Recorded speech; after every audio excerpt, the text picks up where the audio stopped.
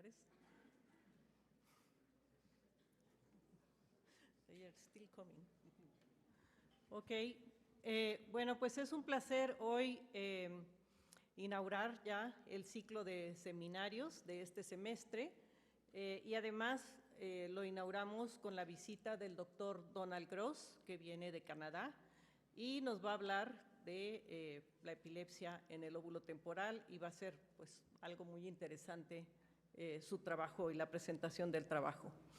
Estamos inaugurando además este semestre de seminarios con una muy buena noticia que recibimos el día de ayer, que el Consejo Universitario aprobó el nombramiento como investigador emérito del doctor Carlos Aramburu de la OTS y para los que no lo conocen, es una de las personas fundadoras de este Instituto de Neurobiología y también pues del campus Juriquilla, y a él le debemos una buena parte de todo lo que tenemos aquí en este campus, ¿no? Incluyendo este edificio. Así que pues nuestras felicitaciones para el doctor Aramburu, que hoy está de viaje y no pudo estar aquí con nosotros, pero que pues también está muy contento de haber recibido este nombramiento. Y sin más, pues adelante con el seminario. Thank you, Dr. Gross, for being here, for your visit, and I will let Dr. Luis Concha to do the introduction of the speaker. Thank you.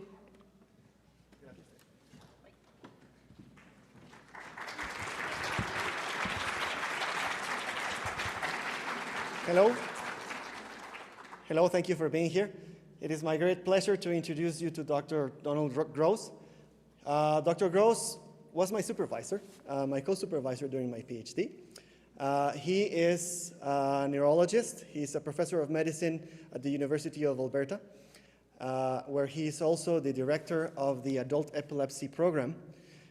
His interests in research include advanced imaging modalities to study patients with epilepsy, particularly white matter pathology and hippocampal pathology in patients with epilepsy.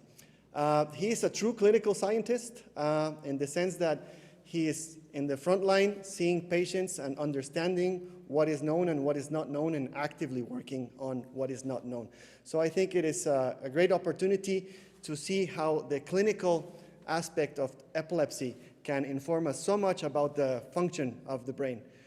Thank you, Don, for being here. It's a great honor. Thank you. Thank you.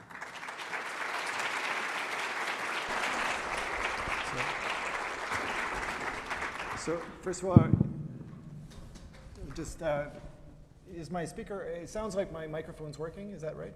I think so, yeah, great. All right, well, thanks Luis for the very kind introduction and the invitation. I've really had a wonderful week here visiting with some of Luis's students and seeing the very high caliber work that is not unexpected. It kind of makes me proud seeing my old student kind of flourish in his current setting. As Luis said, I'm a clinician. Basically, all my work is done on humans, although we sometimes, and this is something that we certainly did when Luis was with us, kind of bridge and we kind of do the bench to bedside aspect and translational side of research, but sometimes go from the bedside to the bench as well. But please interrupt me at any time if you have any questions. Happy to answer questions as we go along. Don't wait till the end if you have a question that you want to ask. So my title is Imaging Subhippocampal Pathology in Temporal Lobe Epilepsy. And this is kind of the majority of our focus in my group over the last few years. Just a bit of background. I think my understanding is the majority of the audience is not clinical, so I'll give a little bit of a bit of a clinical background, but the concept of seizures associated with impaired awareness being associated with lesions in the temporal lobe go back to the late 1800s and Hewling-Jackson, who described this patient with what we would now call a focal seizure with impaired awareness or a complex partial seizure and a lesion in his temporal lobe. So the concept is not a new one, and it's not an uncommon clinical problem. And in fact, temporal lobe epilepsy is the most common localization related epilepsy syndrome, so seizures related or that are generated by a focal lesion in the brain. And it's also one of the most refractory to medication, which makes it a very important clinical problem. And just kind of going back to this study from the late 90s, but only about 10 to 15% of patients with temporal lobe epilepsy respond well to medication, which means that we have a lot of patients who have tremendous disability from refractory seizures. For these refractory patients, epilepsy surgery, by which we mean resection of the temporal lobe or the generator of the seizures, can provide cure, but the outcomes that we continue to see are, they're good, but they're not as good as we would like to see. And if you look at this, this study from Queen's Square, where they had a 10-year follow-up on their patients who had undergone surgery, only about half of them are seizure-free at 10 years. And so that kind of highlights our current state and a fundamental question of whether or not we can do better, whether we can have better surgical outcomes, whether we can do a better job of selecting patients and predicting outcomes. Oh, I think that's probably the reason I have feedback. Yeah, so this microphone was on. I think I turned it off. Hopefully that's okay. But so this is, I think, the fundamental question and challenge, or one of the fundamental questions in clinical epilepsy is whether or not we can get better surgical outcomes in our patients. Now, the most common pathology we see in temporal lobe epilepsy is hippocampal sclerosis. And we've known since the era of Penfield that patients who had hippocampal sclerosis on the surgical pathology had better outcomes. So we've known that from the pathological standpoint, that finding these lesions, or this lesion, is a strong predictor of an excellent surgery outcome or a seizure-free outcome. I love showing this image. This is one of my favorite MR images in the world, and which is maybe for some of you a strange comment, because it's probably the ugliest MR a lot of you have seen. But so this is an image from Ruben Kuznicki from the late 80s. And what's important about it is that it's the first demonstration in vivo of hippocampal sclerosis in patients with epilepsy. And so you can see here, well, I'll just stick with the red dot here, but you can see in the hippocampus, you can see this bright signal on the left hippocampus, which corresponded with a patient who had a resection and confirmed hippocampal sclerosis. So this in my world, I suppose, changed everything, because it was the first opportunity for us to be able to document and demonstrate the pathology that we know is associated with the best surgical outcome. So it really changed the world as far as the surgical evaluation and investigation of patients with temporal lobe epilepsy. Now, we can certainly do a lot better with imaging since the late 80s, and what we see is with increasing quality of imaging, with the advancement of a variety of different quantitative methods such as volumetry, quantitative T2, spectroscopy, we can increase the sensitivity in detecting hippocampal sclerosis. And at the present time, high-quality imaging with quantitative measures does an excellent job of detecting hippocampal sclerosis. This study from 20 years ago demonstrated the vast majority of patients who were suspected to have absence of hippocampal sclerosis were in fact found to have absence of hippocampal sclerosis. So current high-quality MR is very sensitive to detecting hippocampal sclerosis. What I think becomes a bit more complicated, I think part of the challenge is that nothing is as simple as you'd like. And what we know is that there's a fair bit of heterogeneity in the pathology that we see in the hippocampus in patients with temporal lobe epilepsy. So this study from Blumke and others in the field kind of provide a consensus of trying to characterize or place different patterns of hippocampal sclerosis into boxes. And so you can see on this example, this is a patient which is called type 1 hippocampal sclerosis, where pathology is seen in both CA1 and CA4.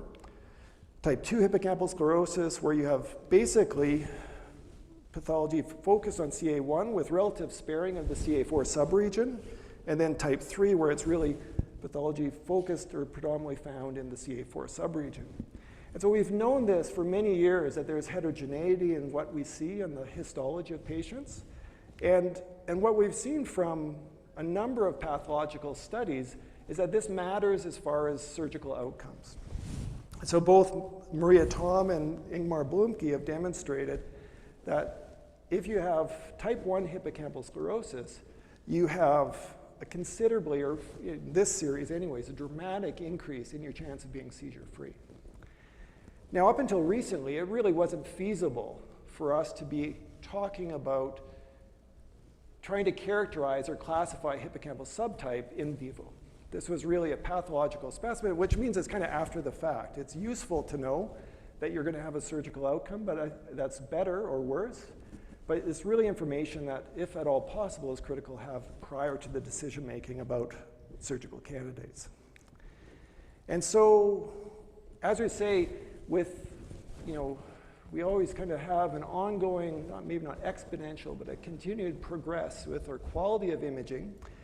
This is actually ex vivo imaging, but it highlights some of the potential of what we can do with MR in imaging the hippocampus, and is raised this field of hippocampal subfield analysis that is kind of this growing kind of field of clinical imaging with a wide range of different researchers of both epilepsy, but also dementia, psychiatry, aging and development. Many people are interested in this field of being able to look at hippocampal subfields.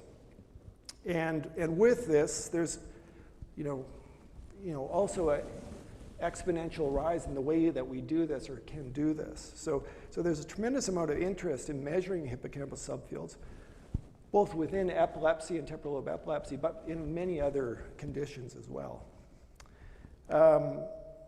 This is just an example. This is a method that we developed in my lab with Trevor Steve. And so this was a study that we started with histology, and we created a method of defining hippocampal subfields that we kind of created based on histology and then applied to, in this case, ex vivo MRI, and then also in this example with in vivo MRI. So certainly, it's certainly become a fairly common approach to measure hippocampal subfields. And if you measure hippocampal subfields, you can start to talk about looking at correlating subfield abnormalities that you see with in vivo imaging and trying to classify hippocampal subfield or hippocampal sclerosis subtype, which Trevor did in this study. So most of what I've done over the years, and with Luis when he was certainly in Edmonton did, is focus on diffusion-weighted imaging, and I'll kind of turn to this field, which is really kind of where we're really building our kind of biggest interest in moving forward. So for the non-imaging people out there, just a very quick kind of concept, but diffusion tensor imaging is an MR technique that allows the indirect assessment of brain structure through the diffusion properties of water. Historically, to a large extent, we focus on water diffusion in white matter, where we have restricted diffusion along or perpendicular to a fiber bundle in the normal state, and then disruption of that anisotropic water diffusion, which we can correlate with pathology. This is an elegant study that Dr. Concha did when he was a teenager, I think, maybe, just, at the young age here, a few years back, where Luis basically correlated electron microscopy findings of the fimbriae fornix with the diffusion images. And you can see in this image here, I'm pushing the wrong button here, but so you can see this is a patient with hippocampal sclerosis and a patient who had a resection without hippocampal sclerosis. You can see dramatic differences in the structural integrity of the relatively normal and abnormal hippocampus or fornix, which we had a fairly clear, convincing correlation of axonal membrane and the fractional anisotropy. So we can use diffusion to correlate with microscopic structural changes. Now, for many, so in our group, we've been studying or using diffusion imaging to study temporal lobe epilepsy for 20 years or so now. And to a large extent, up until recently, we've ignored the hippocampus. We've really focused on the white matter. And this slide, I suppose, explains that reasoning. And the problem that we have is that kind of typical high quality diffusion tensor imaging has a voxel size of around 4 to 8 millimeters. And if you look at the hippocampus, you can imagine that if you want to study the entire hippocampus, it's a reasonable tool. But if you want to look at structures within that or a more kind of detailed, granular approach to the hippocampus, you really just never had the resolution to even think about it. So we kind of set this off to the side for 15 years, I suppose. And that's up until we had a very kind of bright young woman, Sarah Treat, in our lab, who developed this novel method of imaging at a higher resolution with focused hippocampal imaging at a 1 millimeter isotropic resolution. So basically 8 times the standard resolution. And this image, you basically have the standard image on the that's left side, and the high resolution image on the right, and you can just see the amount of detail of the high resolution image that you start to see within the hippocampus. And when we applied this to temporal lobe epilepsy, we see like this patient who has hippocampal sclerosis on the right has a striking difference in the internal architecture that is basically almost completely lost when you look at the pathological specimen, which I think we found to be a very interesting finding. But the finding that we really got excited about comes to these findings. And so these are diffusion maps. So these are mean diffusivity maps of patients with temporal lobe epilepsy. On the top, we have a control, 3 patients who do not have hippocampal sclerosis, and then a variety of patients with hippocampal sclerosis. And what we see is dramatic increases in MD in the hippocampus. But I think we see a little bit more than that. That we see that there's a tremendous amount of complexity here. One patient is not the same as another, right? So this patient, we see this incredibly high MD values in the head of the hippocampus. And then this person, the head doesn't look so bad and the tail looks terrible.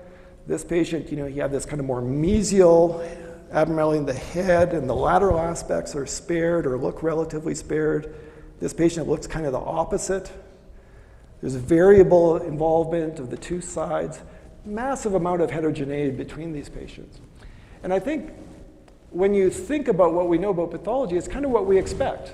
Right? We know that there's heterogeneity when you look at the histology. So these findings, I think, I guess if I back up, if we just found another way to demonstrate hippocampal sclerosis, I think these findings would not be that exciting, because we have many ways and we already do a very good job. But I think what we saw with these images is the potential to maybe look at an explanation or a way to image some of these regional abnormalities between patients that we are expecting. And so we were really excited about these findings.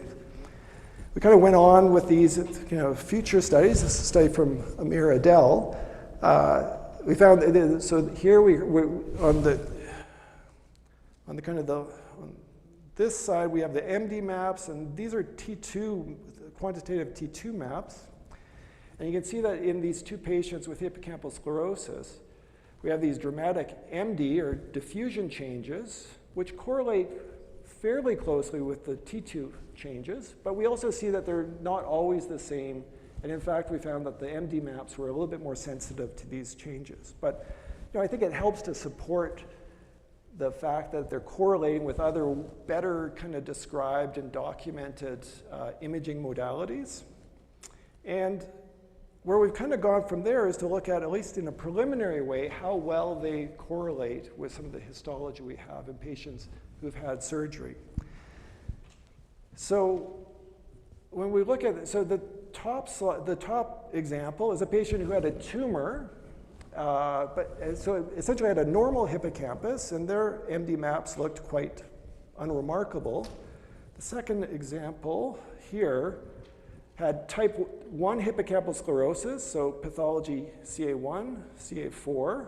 It had fairly broad abnormalities. This patient has type 2 hippocampal sclerosis. So you can see, like, there's just a kind of a divot out of the CA1, right? So you have kind of this normal band of neurons, and it just disappears before kind of continuing on.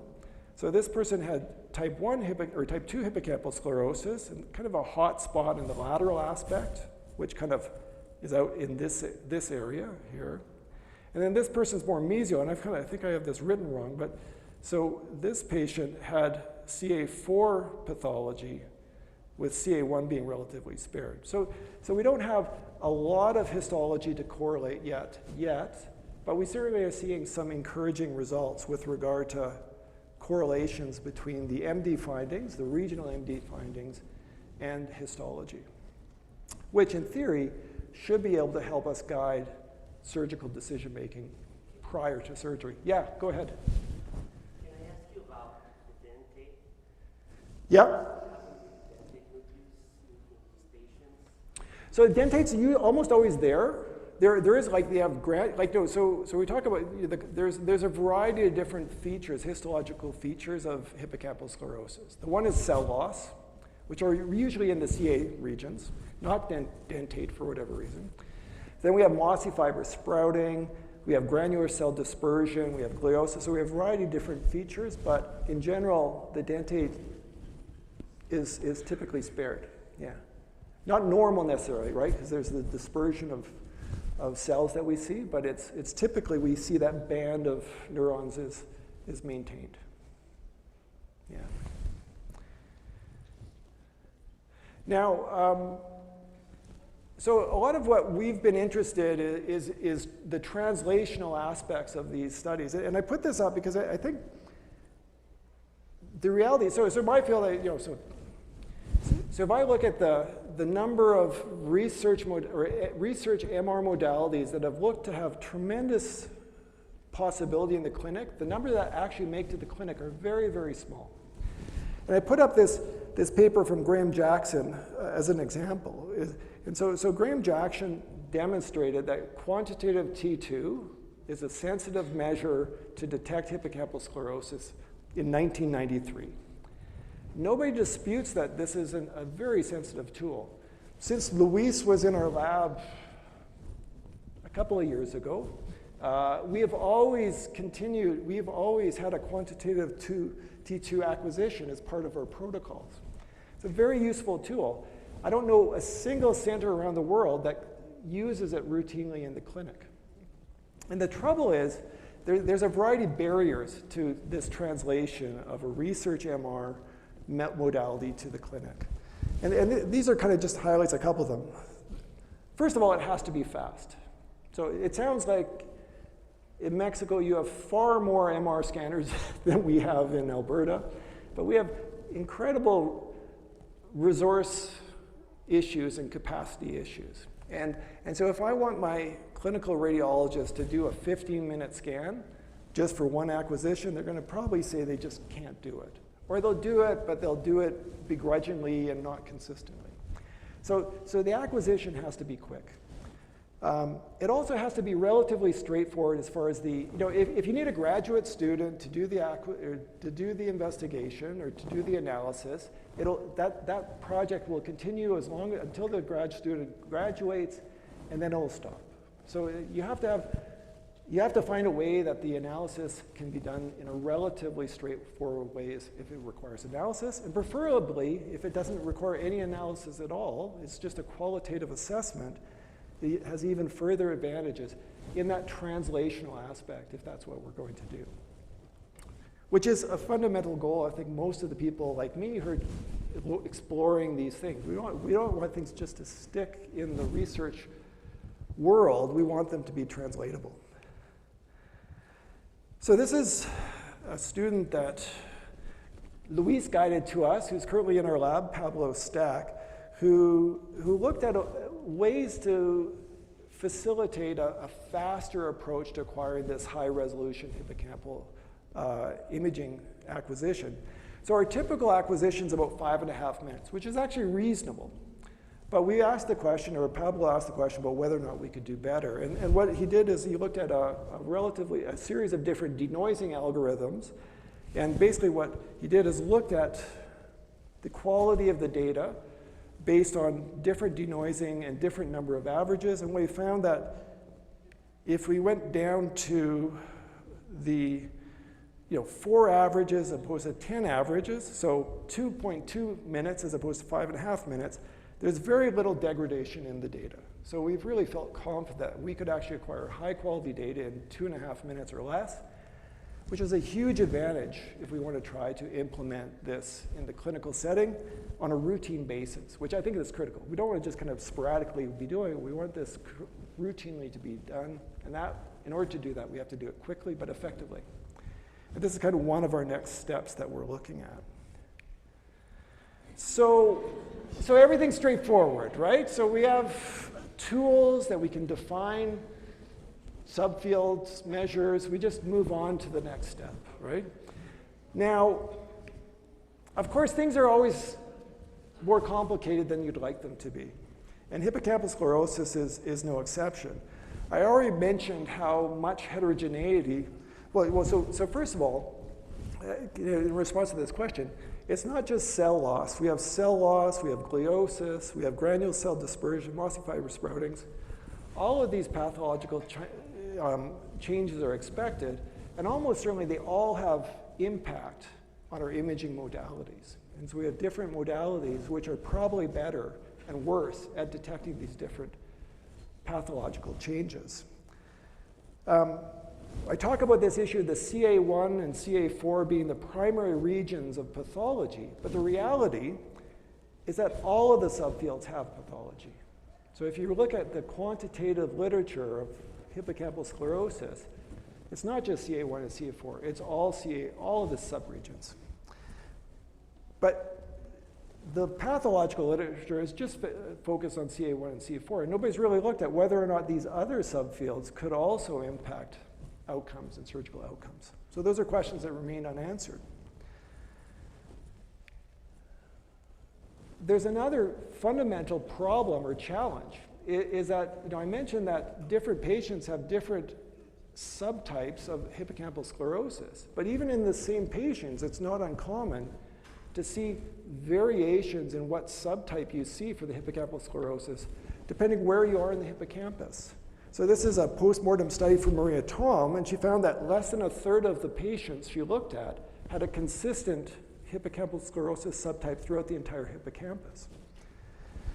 So it's very difficult. So we kind of would like to just say this is CA1 hippocampal sclerosis, but it's often not accurate or representative of what the patient's pathology is. Another issue, and a big issue, is that the reality is many of these patients have bilateral pathology. So this is another study from Maria Tom, and she found that about half of her patients with hippocampal sclerosis also had evidence of hippocampal sclerosis in the contralateral side, which that's a finding you're only going to have with autopsy, obviously, unless you have imaging modalities that can detect these findings. So lots of challenges to move forward with the best way to, I guess, interpret this data. So these are just a few questions that are still remaining unanswered, and I think challenging, is how do we address the heterogeneity of pathology along the long axis of the hippocampus? What's the impact of pathology in these other subregions? What are the impact of other pathological changes? The classification really focuses right now just on neuronal cell loss and kind of largely ignores these other pathologies. And then what is that issue of how much pathology you have in the other hippocampus going to have on outcomes? On top of that, there's tremendous challenges from the pathological side of it. Now, first of all, the pathology happens after surgery, so it's of limited value. But even the pathology side, in the clinical setting, most of the time, the pathologist only gets a very tiny specimen. So they don't actually rarely get a large hippocampal specimen. There's been a transition clinically to laser ablation for surgery as a first step, and that's certainly what we often do. So a surgeon puts a fiber optic tube into the hippocampus to basically lesion with a thermal lesion of the hippocampus, which has much less morbidity compared to an open resection, so that's a huge advantage. And the reality is it's still possible to do open resection, so you can still go back and do an open resection if it's not successful. But then you really don't have useful tissue because it's been burned by the laser. Another practical issue is as I talk about all those different protocols, those 20 or so protocols to kind of segment the hippocampal subfields, most of them focus on the body of the hippocampus. And this is the reason why. So if we look at these slices through a hippocampus, you can see that's kind of the hippocampus we know and love and we understand. But if you slice in this kind of standard plane, you see that as you move up into the head of the hippocampus, it becomes far more complex from a geometric standpoint. And how you actually define subfields is a huge challenge.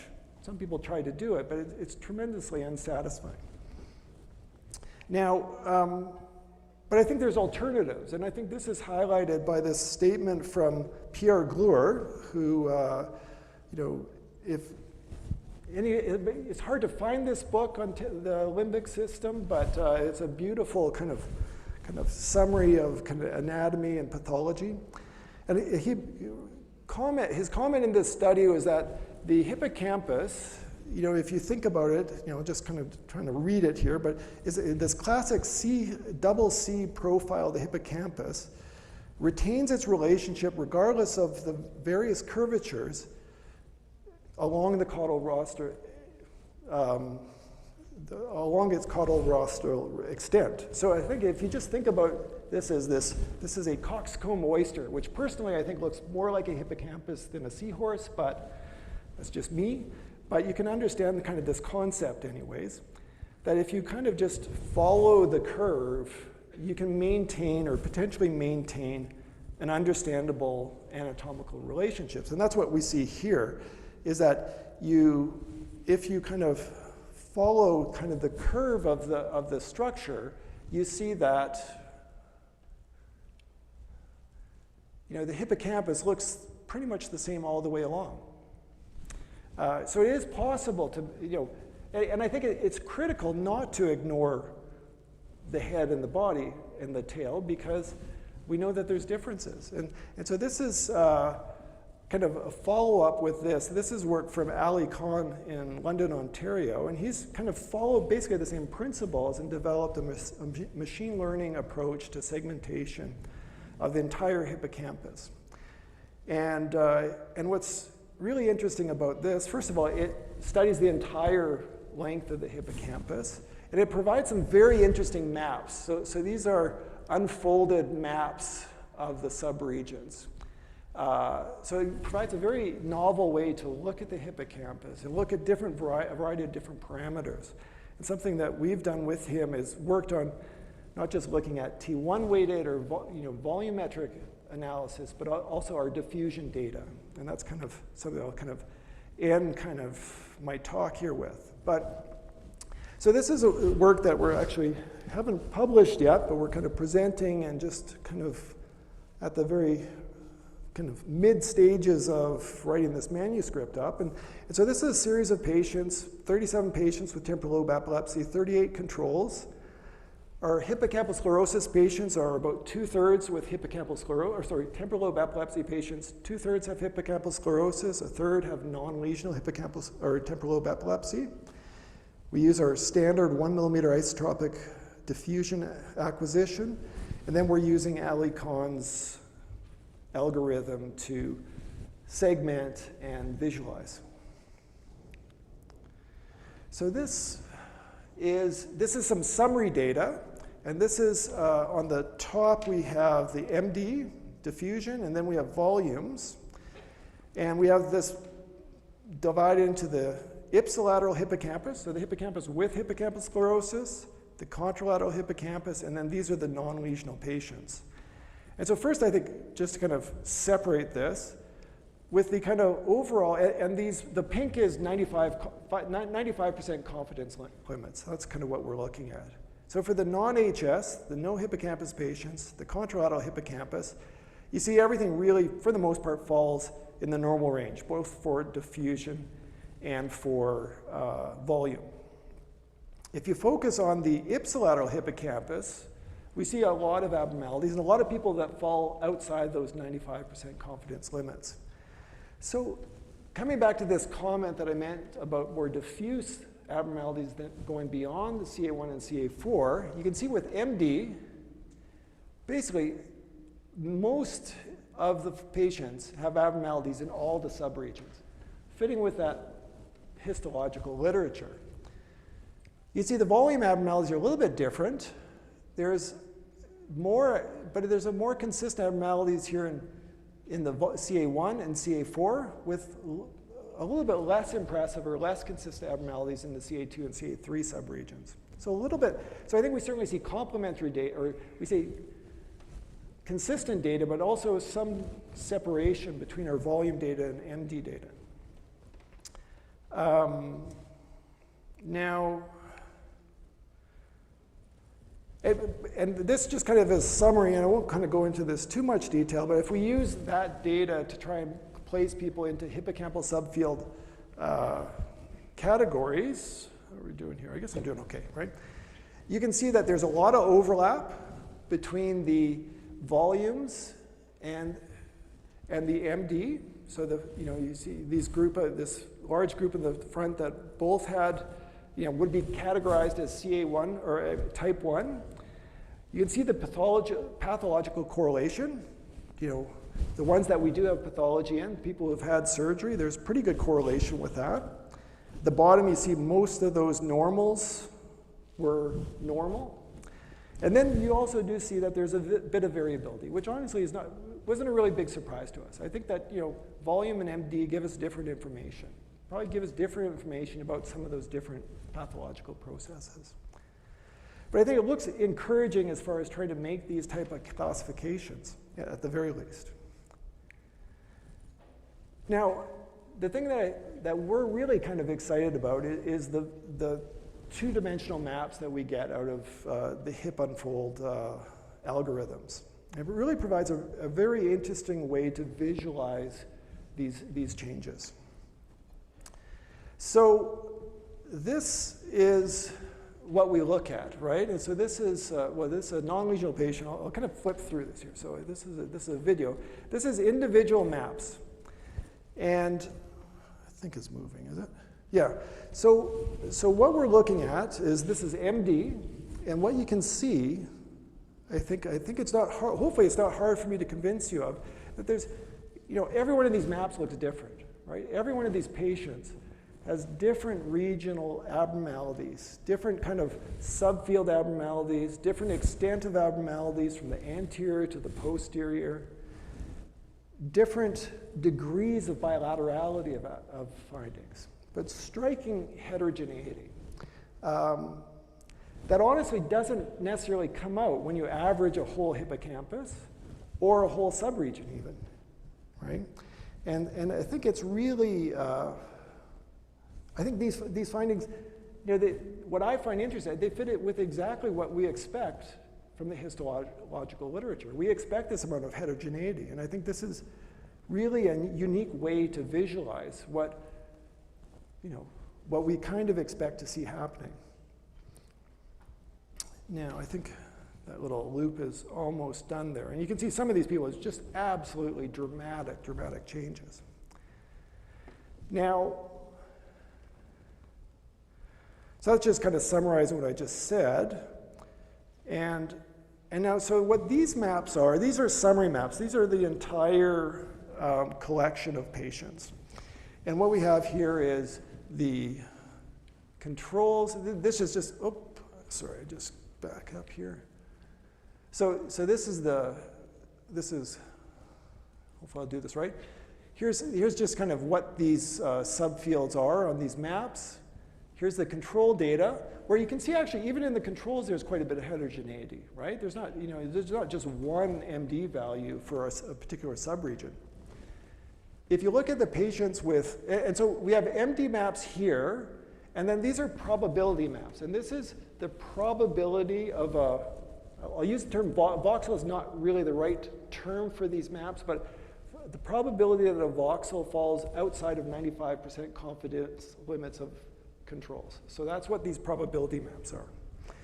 And if you look at the non-HS group, it pretty much looks like the control values. And you see there's almost nothing on the probability map that falls outside the 95% confidence limits consistently.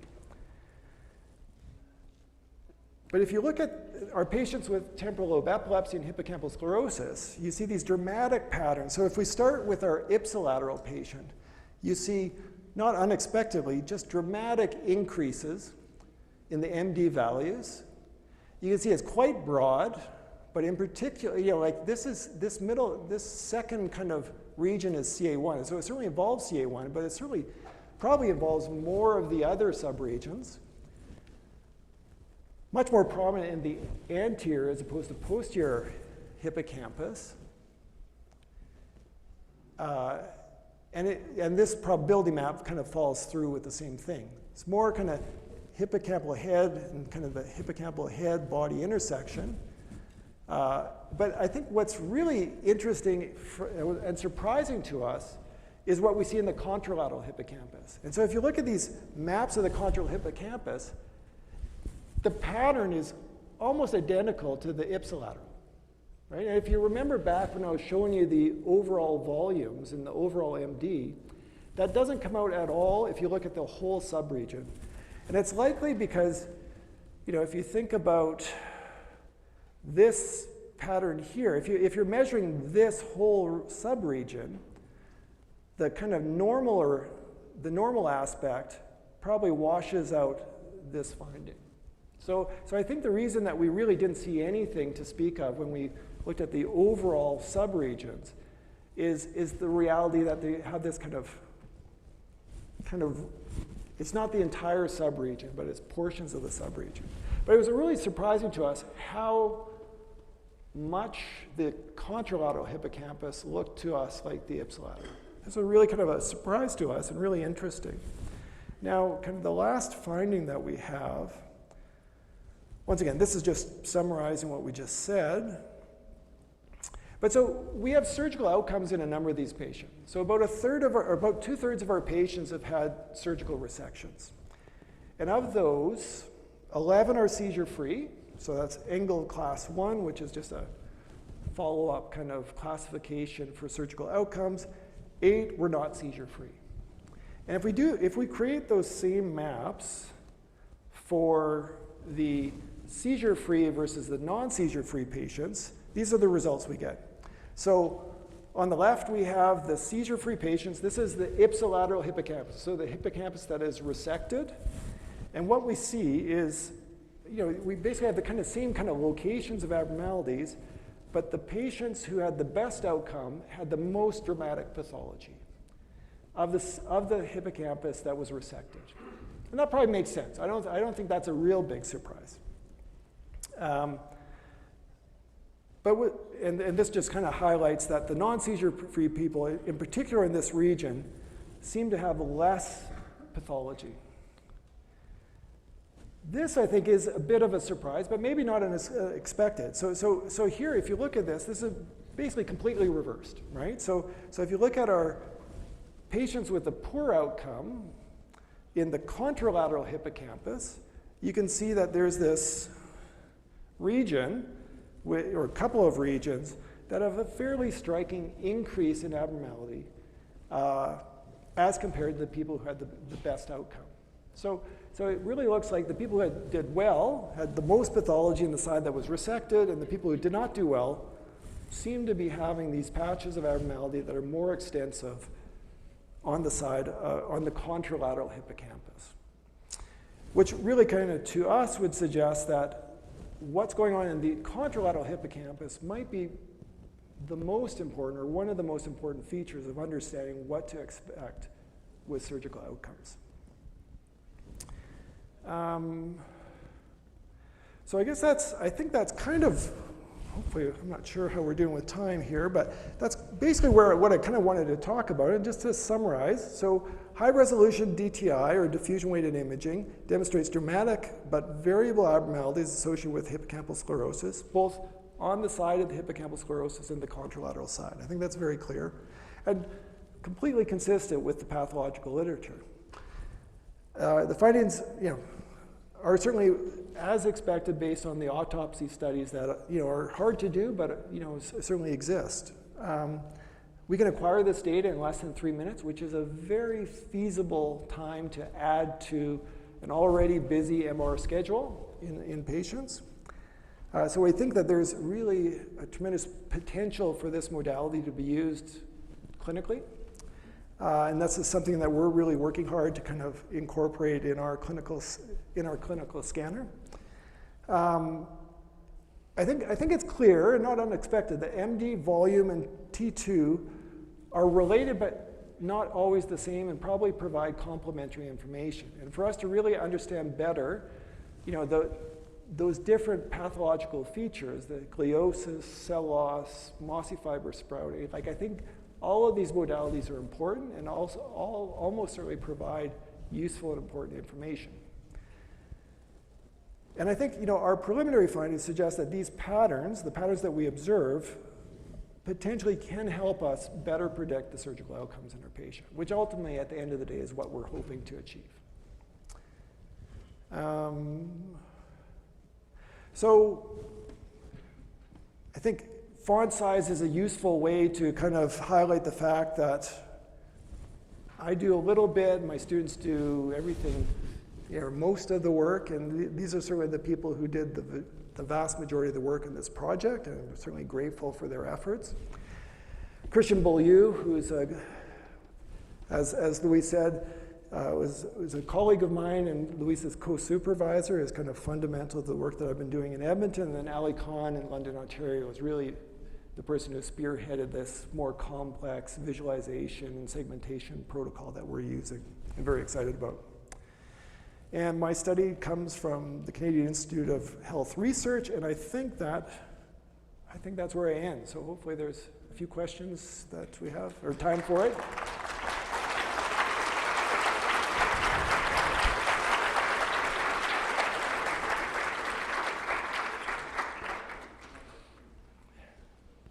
Hi, yes. Yeah. Thanks for your talk. It's very nice to have talks here about, the interface between the clinic and research. We don't have that here, as you probably noticed. Yeah. So I think it's really critical. Hopefully, we will move towards this type of science soon. I have two questions. Yeah. The first one has to do with neurogenesis. I asked you about the dentate, yeah. And this is one of the areas where you are producing new cells.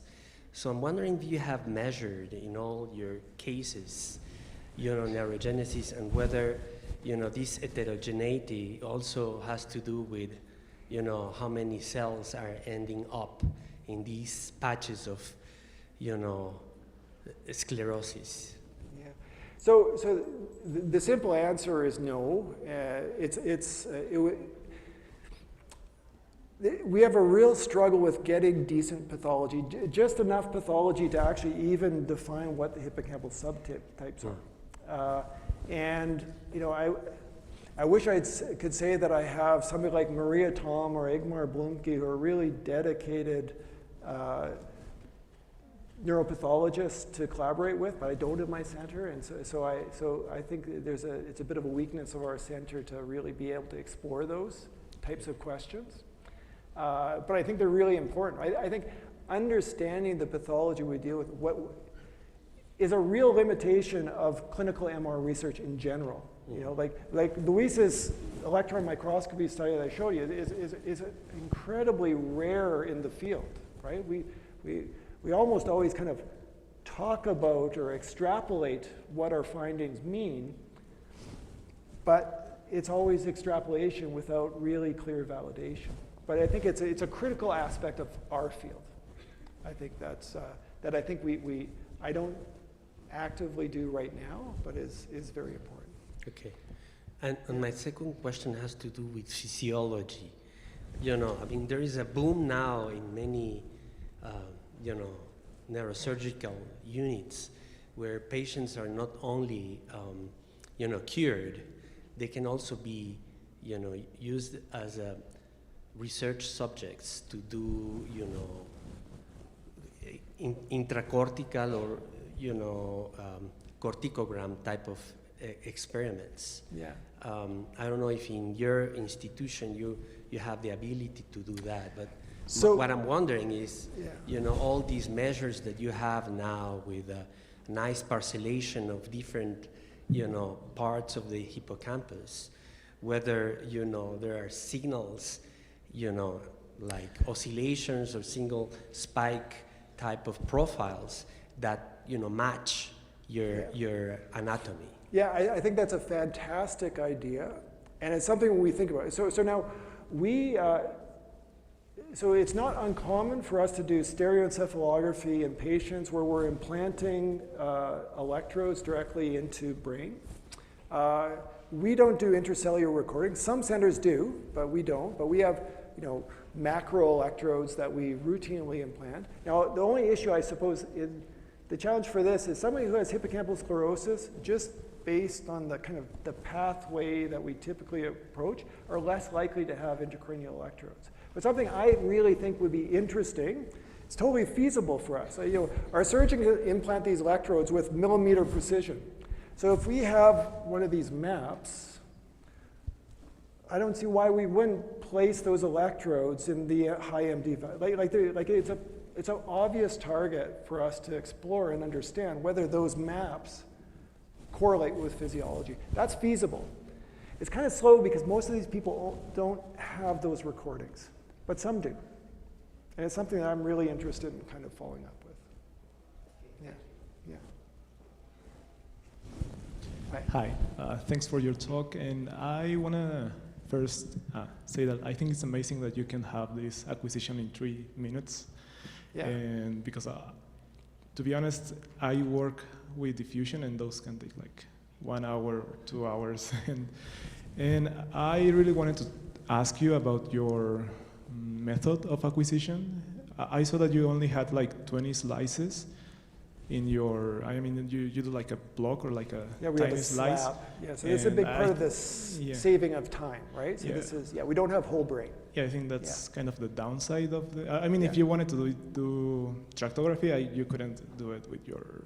No. Yeah. And I want to ask you if you can use it for other basal structures, such like the brainstem or the substantia nigra, or have you done any work on that?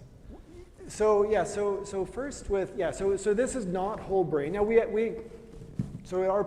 have 4 different diffusion acquisitions we do in our patients, right? So we do have whole brain data that we acquire, but not at this resolution, right? So we, you know, and I think we targeted the hippocampus, and we save time by acquiring a slab, which gives us the chance to do it, you know, our standard in 5.5 minutes. But then with the denoising, right? Like the denoising becomes critical if we're going to do that faster acquisition. Sorry, and then your second question was about... if you could do it with substantia nigra or any basal so this is something that we've just started to do. Yeah, so this is a slab that you have to be creative in what you have access to. And so this is something that we had a student just over the last year study and look at the red nucleus. Red nucleus is about the only structure, I guess the substantia nigra too, but of all the brainstem structures, that's the one structure that I think we had reasonable data. And that's something actually that we're going to be submitted, or we have submitted or presenting at the ISMRM this year in Hawaii. Okay. So, So we're starting to look at that. Yeah. We're very limited in what we can look at just because of the orientation of the slab. Just really gives us the hippocampus. And my last question is if you have tried any other models that are not DTI, like kurtosis or even So this is some diffusing. This is one of our acquisitions. But so this is a multi-B value. So this is just a diffusion acquisition that allows kurtosis, but also spherical deconvolution. So we are now acquiring a multi-shell acquisition that allows us to look at kurtosis and to do some more complex interhippocampal tractography, which this is just an example of, which is very preliminary. The kurtosis stuff is really interesting, and I think it clearly shows us something, a different signal, in particular in our contralateral hippocampus and our non-lesional patients. We're seeing the kurtosis changes that just don't come out in our standard diffusion metrics. So I think the trouble with this is a longer scan, and so from a translatable standpoint, it becomes challenging, and it also requires a grad student, which is another one of my X's to the translation world. But I think it's really interesting. It's something that we are exploring. Yeah. Okay, great. Thanks. Yeah.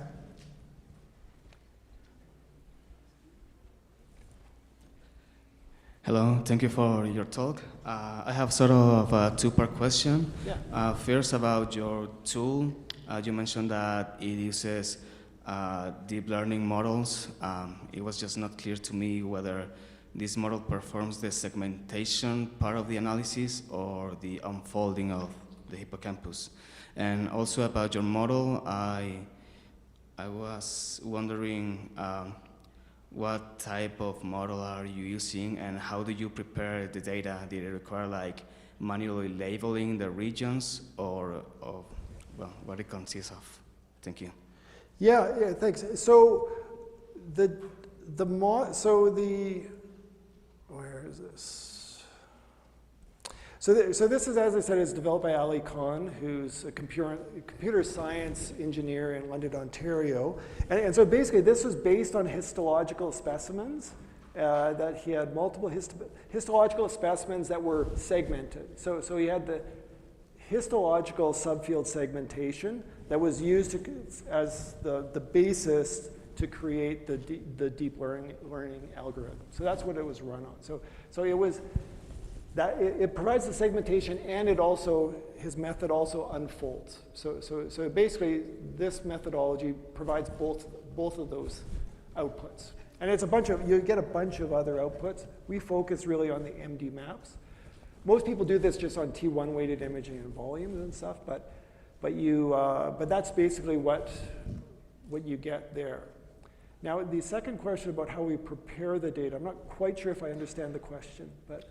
Yeah. I meant to train the model, like, did you train it to compare it with labeled data, manually labeled data, or? So it was, yeah, so this is, once again, I think if you go to this, like, Ali's paper outlines exactly how his approach, I wasn't involved in the development of this methodology, but the basic idea was that he used autopsy specimens, that he had histological labels of the hippocampus to create or to run the deep learning algorithm on. So it's basically a histological data or specimen that he then applies to the imaging data. So, yeah. Thank you. Okay. I do have a question. Yeah. So with spectroscopy, it was shown a few years ago, several years ago, that upon seizure freedom after surgery, if the contralateral hippocampus had abnormal spectroscopy related to neuronal loss, it could recuperate and become normal. We showed the opposite with the white matter of the fornix, where we had bilateral abnormalities that did not resolve upon seizure freedom. So I'm wondering about this contralateral MD abnormalities. This is just one time point. Have you had any opportunity to look at patients after seizure freedom? No, and so But I think it's even more interesting to look at the people who are not seizure-free, right? And so this is something we're talking about, right? And so this is something that, you know, we've done a number of longitudinal studies in our patients. We don't have, you know, we have, you know, some of the patients, we haven't looked at it yet. We do have some longitudinal study, and I think it's going to be really interesting, especially when we divide these people into seizure-free and not seizure-free. Because I think it's interesting to see what happens in the people who are seizure-free, but it's really important to look at what happens to the contralateral hippocampus in people who continue to have seizures. Yeah. Thank you. Yeah. Any other questions? I think there's one more on that side. Oh, okay. Oh. Hi. Hi.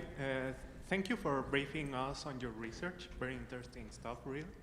And I was wondering if your team had done a correlation analysis or something similar between the level of heterogeneity between the subtypes that you see across the whole hippocampus, and if, for example, mostly subtype 1, or if it was a mono subtype, like predominantly one subtype of damage, if that correlated with better outcomes after the surgical intervention, or if highly heterogeneous patients had better outcomes, and if there was a kind of interplay between what kind of subtype the subjects showed with the region that the subtype appeared in. Like if subtype 1 appears in region 4, it is more meaningful than in region 1. Yeah, so this is really what we're trying to do, or in the process of doing, I suppose. And I think that's where, I think the problem historically is that we usually do this, and then we miss lots of things because we've kind of summed a heterogeneous region, right? And I think this is a part of our challenge, and why we are really interested in the impact of these images in trying to make sense of that. And so I think that this is kind of where our starting point to try to address this, right? Is to really, and I think that those probability maps in general, I think are, you know, I think there's ways to train the data, to take this and to try and train the data and to use machine learning in some way to try to come up with a critical vertex or point. It seems like it's in that kind of head-body intersection, and it seems like it's all those subregions, but I think there's probably ways to do this in a much more sophisticated and probably a more kind of accurate way. But these are kind of our next steps that we're really just getting started with. Yeah. Thanks. Yeah. Thank you for your talk. Just a very fast question. It's about your last slide that you put, that yeah. Maybe you can be able to determine what's going to be the future and the involvement of the patients after the surgery with this kind of new images. With that, can you, if you have a negative result of that you can see that the patient will be not able to be free of seizures, that can determine that maybe it will be ethical to stop the surgery, or maybe just give it a try? Well, so yeah, I think there's no question that we're not going to absolutely rule out surgery based on a result that we think is a worse outcome. But I think what becomes, we're always trying to provide our patients with the best information we have to allow, you know, I don't make a surgical decision for a patient. My patients make their surgical decisions. I try to provide them with the best information I have about what to expect, about what the risk is and what the benefits or potential for benefits. So I think the point here is, just because we see a pattern that would put you in a lower chance of success, I'll just give you a perspective. Somebody who's failed 2 seizure medications has a 5% chance of being seizure-free with medication. So if I can offer a 30% chance, it kind of sounds like a terrible number, but it's, or like a 50% chance, it's 10 times the chance of a seizure-free state with medicine. Still reasonable to consider, I think, or at least to offer, right? But what I'd like to be able to say is that you have an 80% chance and you have a 30% chance. still not unreasonable for the person who has a 30% chance to consider surgery, if it is right, if those numbers make sense to them. So I don't think this leads to an absolute decision, but I think it provides, or should provide, our patients with a better understanding what their potential for success is, and a more informed decision about that step of surgery. Right? I think that's really our expectation of this process. There's one more question. Yep. Excuse me, what about other symptoms that are not only seizures? Let's remember HM, that with the surgical, he didn't have any seizures at all, but he had a big problem in memory. Yeah, well, so the morbidity of surgery, so this is a fundamental aspect of our exploration and investigation of surgery, is to understand our chance of success with surgery and also understand the risks with surgery. And right now, most of that risk is defined by their neuropsychological profile. And so all of our patients have extensive neuropsychological evaluation, understanding their, most of that is geared towards their current memory state, which helps us, which is probably the best indicator about what their post-op memory outcome is going to be, right? So I think it certainly, is it possible that this could help? We haven't correlated, so we tried to correlate our memory outcomes with our subfield results, and we didn't really find anything we found too exciting. We just kind of found that basically all of the abnormalities correlated in all the subfields, which kind of is just saying that the hippocampus correlates with memory, which we kind of already knew. So I don't know that these results help us in guiding us with regard to the potential surgical morbidity, but it is a fundamental question that we're always faced with, right? The reality is somebody who has, some of those people who have those just horrible looking hippocampi, the chance that that hippocampus has a significant role in memory is very small. So this is what we find, this is what we expect to see. Somebody who has severe hippocampal sclerosis, if it's a dominant hemisphere hippocampus, prior to surgery, their testing is bottom out. It has very little room for it to go further down. And we always get worried if the psychological profile is discordant from our imaging and electrophysiology hypotheses. But I think it's always a fundamental part of our exploration investigations. I don't think that this data is helping us, and we initially tried to look at that, but it didn't really give us a consistent finding. It might be just because it's too heterogeneous. It's not a uniform CA1 pathology that we're dealing with, and that might be why we don't see a nice correlation. Thank you. No more questions? Okay, well, thank you very much, Don, for your seminar and your time with the students. Thank you.